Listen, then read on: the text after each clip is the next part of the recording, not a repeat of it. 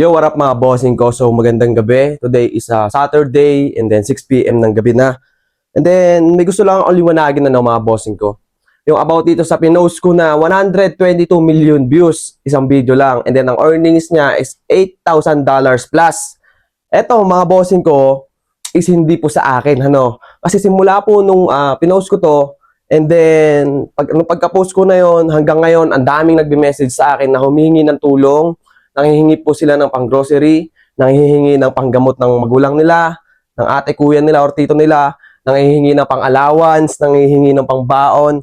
Mga bossing ko, ulitin ko, yun pong 122 million views na yun, isang video, wala po akong ganon. Wala po akong ganong 122 million views sa isang video lang. Hindi po sa akin yun. Totoo ko pong sinahod this month of June, ito po. Ayan. $108.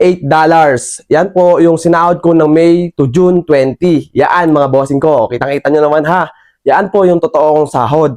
And then $108 times 50 plus sa pesos equals ang na-receive ko po mismo sa bangko ko is 6,000 pesos only.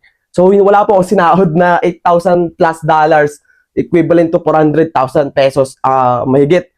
Hindi po ako sumahod ng ganun mga boss. So yung 6,000 na yon, yung sinahod ko is yun po yung pinambabakas ko ngayon, and then yun din yung pinambibili ko ng bigas sa pampakbet na ipinabibigay po natin sa mga makikita nating deserving dyan sa daan. So yun lang, huwag na kayong mangulit sa akin kasi wala po akong 400,000 pesos na sinahod. And then pa-comment ako kung saan magandang magbakas mamaya bago ako pumasok mga bossing and madam, para meron kayong pangbaon bukas or bahala na kayo doon pang dagdag gas.